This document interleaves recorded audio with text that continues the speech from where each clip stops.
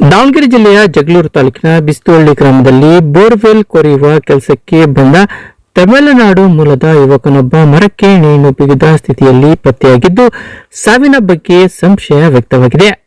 ಮೃತ ತಮಿಳುನಾಡು ಸೇಲಂ ಜಿಲ್ಲೆಯ ಎಡಪ್ಪಾಡಿ ತಾಲೂಕಿನ ಸಿಟಿ ಮರತೂರು ನಿವಾಸಿ 34 ವರ್ಷದ ದಿಲೀಪ್ ಕುಮಾರ್ ಪೋಮಲಾರ್ ಎಂದು ಗುರುತು ಪತ್ತೆಯಾಗಿದೆ.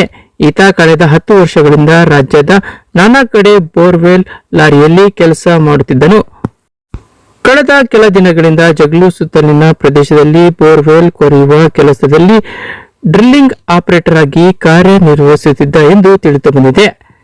ಬಿಸ್ತೋಳಿ ಗ್ರಾಮದ ಗುರುಸ್ವಾಮಿ ಎಂಬ ರೈತನ ಜಮೀನಿನಲ್ಲಿ ಬೋರ್ವೆಲ್ ಕೊರೆಯಲು ಹೋಗಿದ್ದ ಇದೇ ಏಪ್ರಿಲ್ 26ರ ಸಂಜೆ ಸುಮಾರು 5 ಗಂಟೆ ಸಮಯದಲ್ಲಿ ಕೆಲಸದ ಸ್ಥಳದಿಂದ ಹೊರ ಹೋದ ದಿಲೀಪ್ ಕುಮಾರ್ ಮರಳಿ ಬರಲಿಲ್ಲ.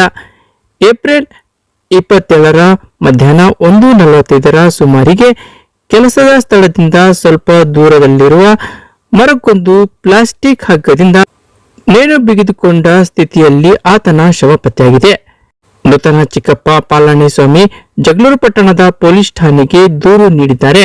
ನನ್ನ ಅಣ್ಣನ ಮಗ ದಿಲೀಪ್ ಕುಮಾರ್ ಯಾವುದೇ ಕಾರಣವಿಲ್ಲದೆ ಬೇಸರ ಮಾಡಿಕೊಂಡು ಹೊರ ಹೋಗಿದ್ದನು. ಆತ ಆತ್ಮಹತ್ಯೆ ಮಾಡಿಕೊಳ್ಳುವ ವ್ಯಕ್ತಿಯಲ್ಲ. ಸಾವಿನ ಬಗ್ಗೆ ನನಗೆ ಸಂಶಯವಿದೆ ಎಂದು ದೂರಿನಲ್ಲಿ ತಿಳಿಸಿದ್ದಾರೆ. ಇನ್ನು ಸತ್ಯಾಸತ್ಯತೆ ತಿಳಿಯಲು ಮರಣೋತ್ತರ ಪರೀಕ್ಷೆ ಹಾಗೂ ಸೂಕ್ತ ಕಾನೂನು ಕ್ರಮ ಜರುಗಿಸಬೇಕು ಎಂದು ಅವರು ವಿನಂತಿಸಿದ್ದಾರೆ. ಇನ್ನು ಘಟನೆ ಸಂಬಂಧ ಜಗಳೂರು ಪೊಲೀಸರು ಪ್ರಕರಣ ದಾಖಲಿಸಿಕೊಂಡು ತನಿಖೆ ಕೈಗೊಂಡಿದ್ದಾರೆ.